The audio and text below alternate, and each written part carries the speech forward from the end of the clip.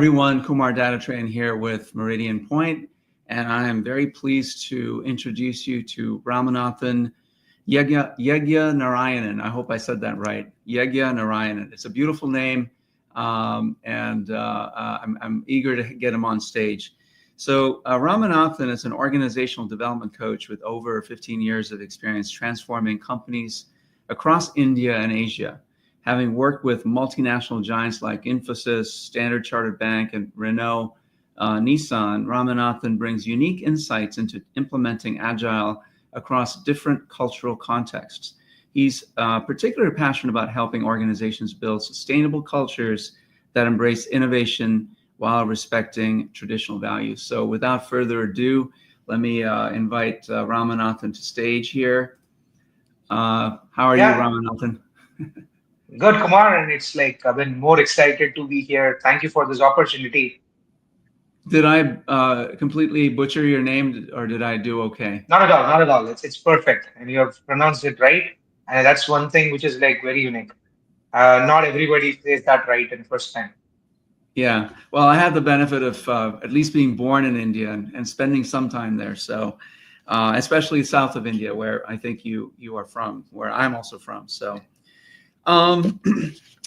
You know, it's fascinating your background, because you've been working a lot in India and of course across Asia. So really, what I'd like to focus on is from your perspective. The culture is quite different in India than it is here in the U.S. You know, cultural perspective. So what I'd like to do is, let's start with some of the key challenges, right? So traditional hierarchical structures in India. How do they affect Agile? And I'll just give you a little preface. So I did work a little bit in India. I did some work with a company that had some manufacturing plants in Chennai, actually. And so I was there and I got to see it firsthand. But I'd love to hear your perspective. That's great. It's a great question because I would see many Indian enterprises, right? They typically operate with top-down decision-making approach, which ideally slows down your digital adoption, especially the agile adoption or digital transformation adoption as well. Leadership often hesitates to delegate any decision-making down the line with its organization structure, which typically contradicts your agile self-organizing team model. I would also say it's a gradual empowerment that they are trying to introduce within the agile leadership model while respecting your existing organization structure. I would typically say that that mindset which comes up to give the gradual empowerment towards uh, the delegating of decision making, which would need to be in the mindset change that brings this traditional hierarchical structure in Indian organizations, which affects the agile adoption to quite a bit. All right. So would you say that, I mean, in my experience, this is many years ago. This is probably back in 2013, 2014. And what struck me back then was the age of the managers, if you will, as opposed to the age of the people doing the work, the software developers, the engineers, and so on and so forth. They were all quite young. I was probably one of the oldest people there, and I was back then in my 40s. And so you had, sort of managers that were in their 30s and engineers that were in their 20s. And hierarchy was still quite strict, right? The workers, even though they had the ability to make decisions as to how they programmed or developed or engineered their solutions, it seemed quite different than here in the U.S. Has that changed since then? Is it more sort of more empowered? Are people feeling more empowered there in India, working there, or is it still hierarchy still kind of rules?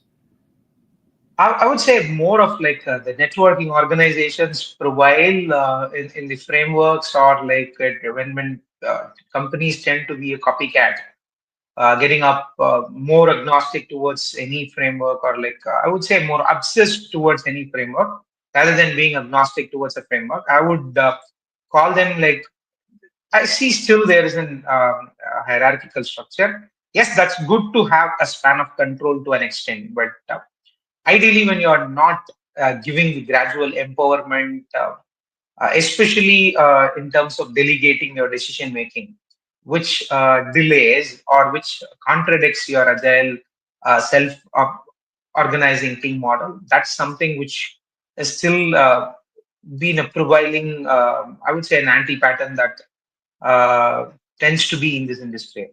Probably that's something which Indian enterprises should think of when they come with top down decision making, which slows down their agile adoption.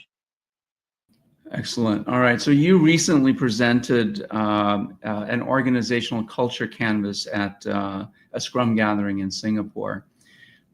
How do you see this canvas helping, if you will, a company assess their culture? Absolutely. I would love to give my courtesy and thanks to my friend Gustavo Rossetti, who's from the Fearless Organization culture. Like he has been the a pioneer in creating this organizational culture canvas. This is a tool that helps almost companies assess their current cultural state, and especially this helps in identifying the gaps between the desired and the existing culture within the organization. So it's like a self-reflecting exercise, which includes elements like your leadership behaviors, how your team collaboration within, and how their decision-making styles are, and their feedback loops and mechanisms, and also uh, when I say leadership behaviors, what are the behaviors that you would reward and punish, and all that even reflects in your company's purpose and what value does your companies exhibit, and all that is like a key elements which helps in at least trying to build it and tell us like as a company how we can just, look at other practices like from each other culture, and then look at what is best and what is toxic. Okay, amazing. So it sounds like a really good tool. Is this something that you've used with the companies that you're serving currently? Of course, we did an internal exercise with the MTs, management members, where we have really run through this exercise, saying like what is our values and what is our priorities, what is our rituals, or what is our decision making, and we tend to run this. And I really had an opportunity to share this in multiple forums as well to reach a lot of agile enthusiasts to run it in their organizations as well. So it's like a good self-reflection exercises, and I literally love the way how Gustavo works, because he creates a lot of canvases that can help you to really self-reflect on your part in terms of being it a culture canvas or be it any uh, I would say organizational behavior canvas that you have, like whatever that talks about your self assessments and all that. Like he does that in a very inspiring way, which inspires me to just get his work and then like learn more about his works and templates. Yeah, I'm really curious if you see differences, similarities between the cultures and the different company, the multinationals that you work with. Let's see here. Is it Nissan? I forget the name of it. Oh, Renault-Nissan, right? The parent company, and some of the other multinationals that you work with. What are some similarities, differences you see between the cultures, if you will, of the organizations? And I don't know, I'm just also curious how this canvas might help them sort of, I don't know if you've used the canvas, and if you have, what patterns do you see, if any? See, when a most interesting question, like when you work across multiple culture, right? When we're different domicile where you've seen, and then it's like more of different geo tags, or you call it as geo political ones. And like you might see people from different products. Obviously, I would look at like the real leaders who have been nurtured in various countries.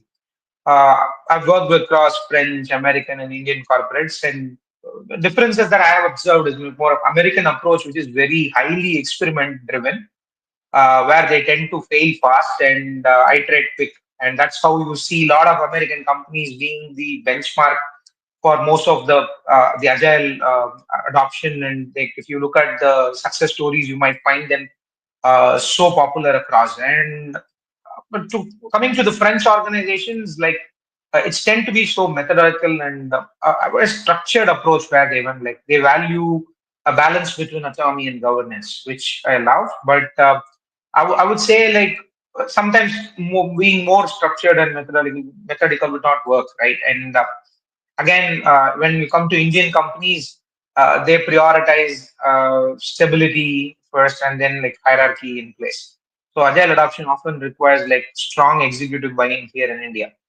So, and you also want to tailor your change management strategies.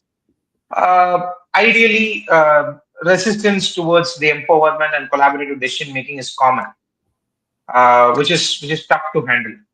Yeah, yeah, I imagine it would be. Yeah, that's really interesting. It's kind of how I would see things. I mean, I haven't really worked with any multinationals that are based in France, but I have done so with some that are based in Germany, and it's sort of that middle ground between, sort of American experimentation, as you put it, and Asian sort of rigidity, if you will, stability and rigidity, and things like that.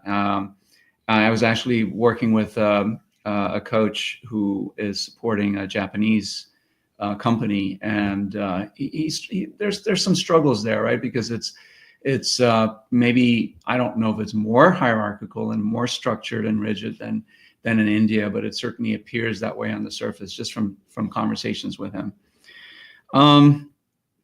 So what would you say? I mean, I guess depending on the culture, it's going to be different, but what would you say are some key elements, working with Canvas and of course your experience, some key elements needed to successfully change behaviors and habits that influence culture?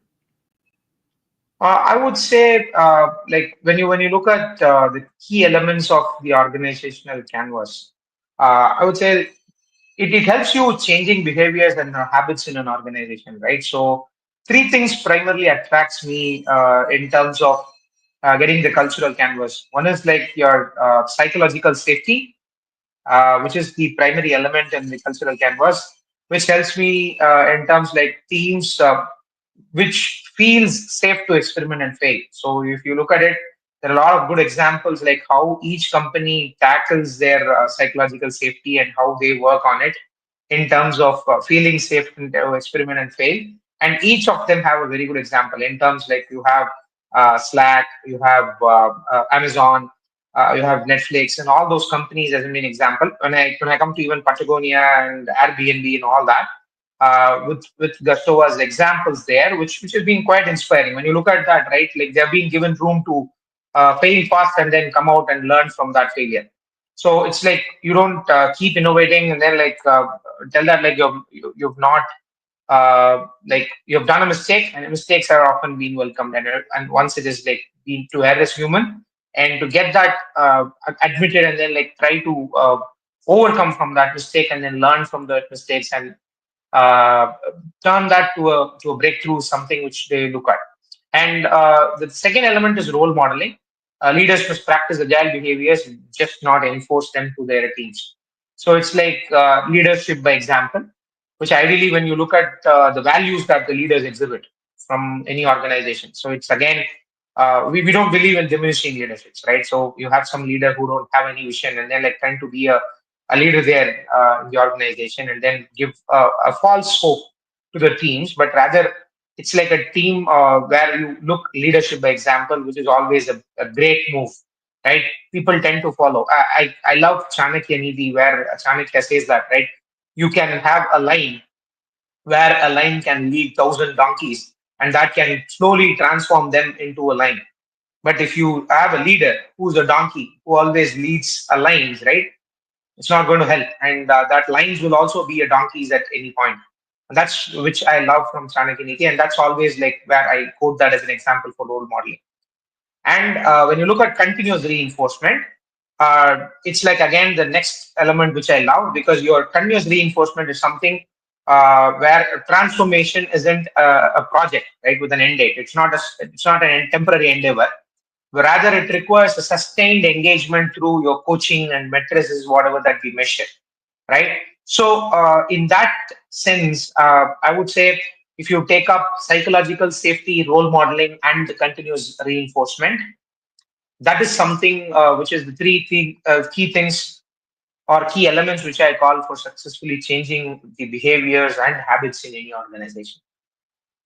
I love it. I love that you mentioned also leadership and sort of role modeling the behaviors that leaders need to maintain, right? Uh, in a prior conversation that you and I have had, we talked about frequent leadership changes. People move to other companies, especially senior leaders, and I think they accept positions elsewhere, and then you have someone new coming in that sort of takes over.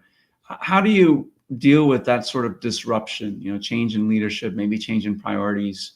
Maybe they don't understand agile and the benefits that it can provide. What has been your experience? I would say frequent leaderships, right, that can often disrupt your transformation efforts.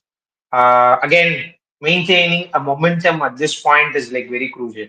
Someone comes in and then like say, okay, let's start it from scratch. Let's like erase and wipe it all, whatever that we have done so far, and let's like tend to start from scratch again. And it's again, leadership transitions are inevitable, right? One leader who's been there, as I said, I always quote this diminishing leadership, which is the word which I love a lot, because some leaders who are in the top were not aware of what they're doing, and then like tend to be in that position, and then like when the top down is not looking at things in a perfect note, obviously it tends to fail, right? So the leaders would fail, and then rather fail fast, we still encourage that.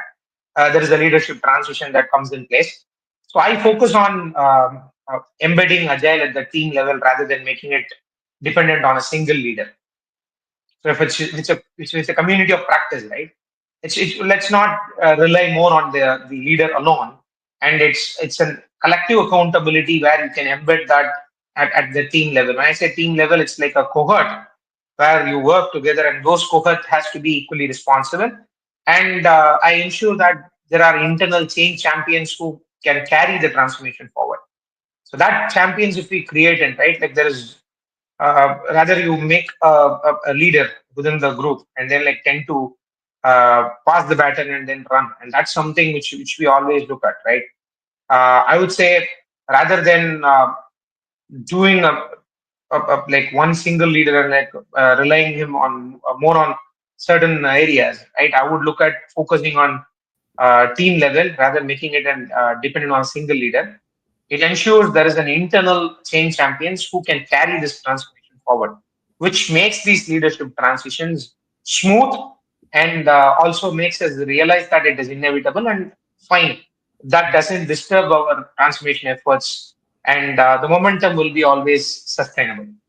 Yeah, I like that approach. I have to say that I've seen some success there. However, I will say that because leaders, sort of they hold the purse strings, if you will, that fund transformation efforts. Sometimes it doesn't work, and I've been in situations where teams demonstrate all the hallmarks of agility, and they're sort of customer centric. They understand what the customers need, the products that they're building, the services that they're building. They understand why they're building it, and they're empowered to make decisions to a certain extent. But what happens when there's a disruption in the marketplace and things get tight, and things get squeezed, and then leadership sort of reverts to older behaviors, sort of command and control behaviors that takes away 6 months, a year, 2 years worth of progress. And that's where I think you still need alignment all the way up and down the steel thread, if you will. What are your thoughts there? Of course, like when you see that, right? If you look at approaches that you might find, like for making this effective cultural changes stick into an organization, I primarily rely on three things. One is the community of practice that you can build.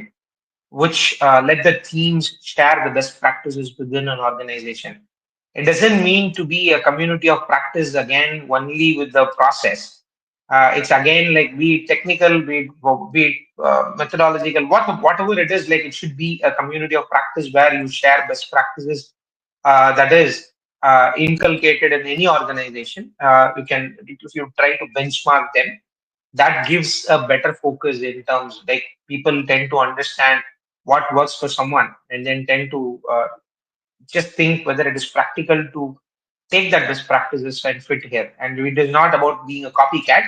Rather, it is like literally looking at whether it is it's a best practice that really applies to us. It's like not one size that fits all. Rather, it thinks on like okay whether this size fits me.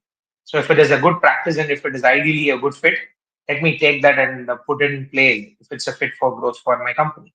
And again, looking at the agile matrices, especially the matrices like winning up, being faster to the market, be it lead time or cycle time, where you tend to have each because time is money, right? When you said if you are operating in a disruptive environment, right, it's often where time is money.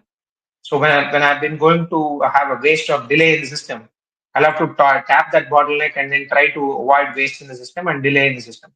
So that makes me look at the lead time, which is being very fast to the market among like more faster than my competitors. So that way, ideally, I can also make team getting engaged towards when I'm trying to improve my lead time and to measure progress of my whole product development, and that helps me to meet the market and which is so disruptive.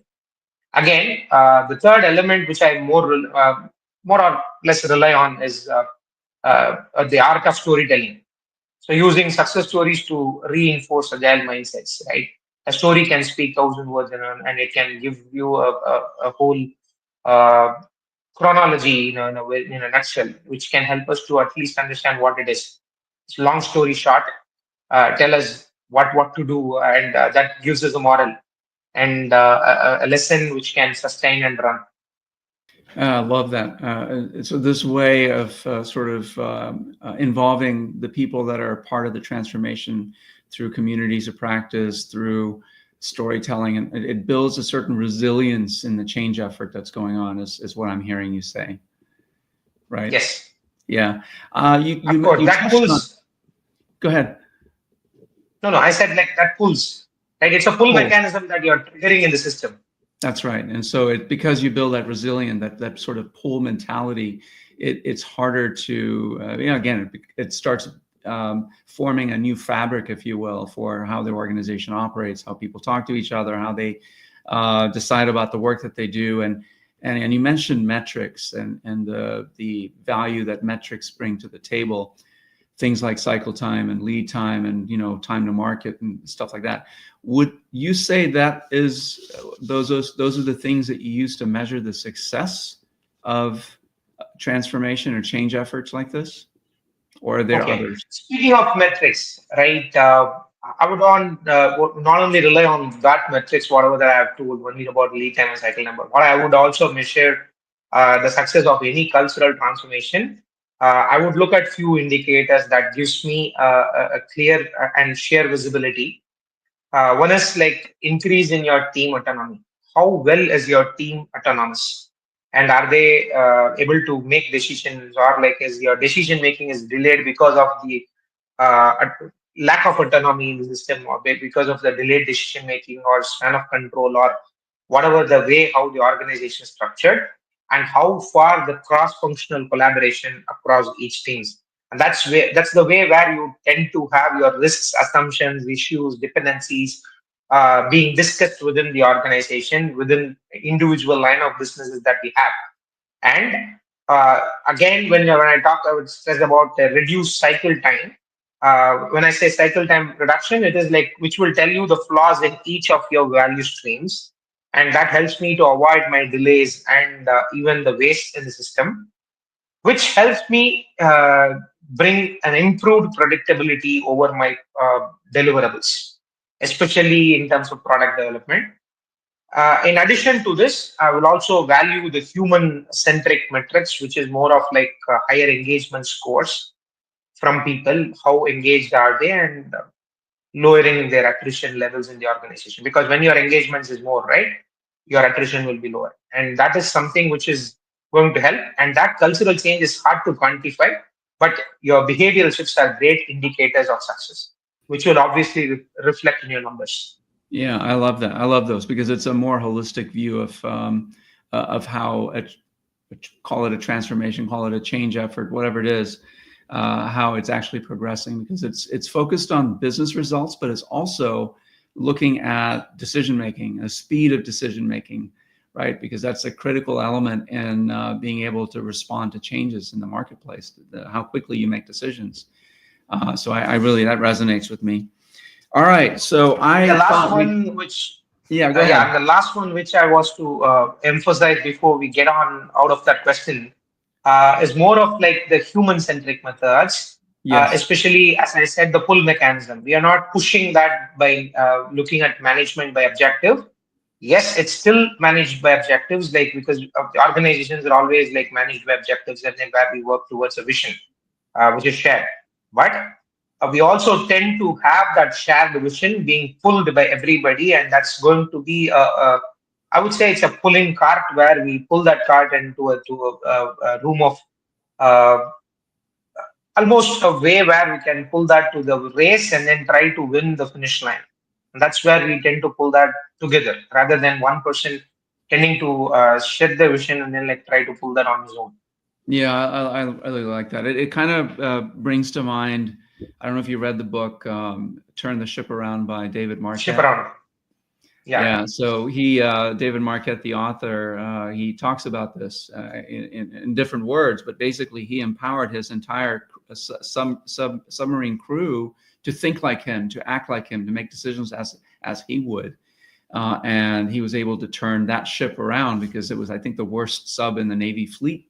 And he was able to sort of imbue them with the accountability, responsibility, and the ownership, if you will, to make the decisions that they were empowered. They were probably the most qualified to make because they were closest to where the decision needed to be made. So I like that. I like that sort of as a metric for how you might gauge the success of whatever efforts you're going through to help make your company, your culture, the structures that you work under more adaptive, more resilient, more responsive to change and things like that. So, And this book is one of the good recommendation for everybody, and where I would, whenever I just go into my cultural canvas and whatever the sessions that I conduct, this would be there in the good read list, yes, obviously, for because that sure. helps me to bring that alignment towards the teams. Yeah, for sure. And the lessons at the back of the chapters, each of the chapters are fantastic, just to sort of do Yes. a little book club for anyone, really, for people on the team, for people that are leading the teams, to go through that together. In fact, to see, okay, so how can we instill that type of a culture in the team and the team of teams in the organization and so on. I thought we could switch and learn a little bit more about you, Ramanathan, you the person. So as far as I understand, you are a temple aficionado, and you have visited many in the subcontinent of India. Which would you say is the sacred place that has taught you the most about organizational transformation? Okay. I would say when it comes to the companies, or like is it the temples which I visit? Yeah, the Just want to temples. get that out If you clear can before draw, it's if you can ready to draw a answer. parallel, right, between the temples that you visit, and is there a sacred place that has inspired you and sort of given you ideas that you can take back into the workplace or even your personal life? Okay. Something which I would love to get in, right? Like the lessons which I've learned from driving change in a lot of MNCs, right? One size fits all doesn't work. Each organization needs a customized transformation approach. Likewise, I also compare that with 276 Shiva temples, out of which two are under the earth, and 274 still exist in the earth. And all 274 is unique with certain architecture or call it with the deity which is there in the temple, or it's all like I said, each one has a unique uh, uh, culture towards it. When I say culture as a word, it's like it has a story or like a moral behind which it teaches a lesson, and the deity is named after that. So if I get into each temple, it has an history, and the same way, I would say one size doesn't fit all, and every organization is unique. Not everything is same, and Yeah. that's something which is an interesting thing which I have compared. And you go into each temple, it's unique, and you will Yeah. find one thing unique about each of the temple which I visited. In the same way, each organization has a unique element when it comes to it. Rather than like calling it into the canvas, fit into it, I don't think that. But when you look at each organization, it's like has its own strength, its own weakness. That's a really good way to put it. Thanks for sharing. All right, maybe we'll get a couple more of these lightning round questions in. So between filter coffee, which is one of my favorite, whenever I go back home, I have to have that. Between filter coffee or Standard Chartered's bank, I think they offer tea there, right? Which beverage fuels innovation better? Uh-huh. Oh, so in Standard Chartered, like I love their both the ways. Like they serve me with both the beverages. There we have an option of having Boost and other beverages too. Uh, as an organization, it's like I love to work there, and it has been a stint where I've been a good place for me to be there. A lot of good learning. I would say both the filter coffee and the tea has been there, but only situation matters. And I would say both the ways it has tasted well based on the situation that I picked. And I would prefer to go and have both coffee and tea based on the situation that suits me. Okay. So you partake in both. All right, Of sounds course, good. it helps like to experience both. Yeah, wonderful. All right, I don't have any other questions for you, Ramanathan. Anything you'd like to say before we sign off?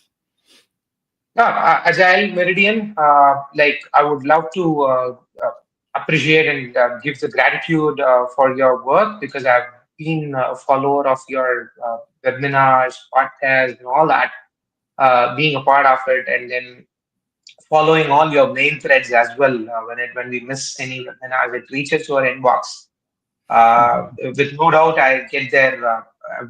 Can even watch them later on demand, and it's something which is an amazing work that we've been doing. Thank And you. this is a golden opportunity that I would consider. Like it's on right on my birthday, which is on tomorrow. You have given me Oh, this opportunity tonight to start entering into 37. It's a delight to be a part of Agile Meridian podcast today, thank you and so that's much. been a golden opportunity that you've offered. Thank you. Of course, and I appreciate your support and happy birthday to you. Thank you. All right, thanks everyone. Thanks for watching, and we'll see you next time. Bye-bye.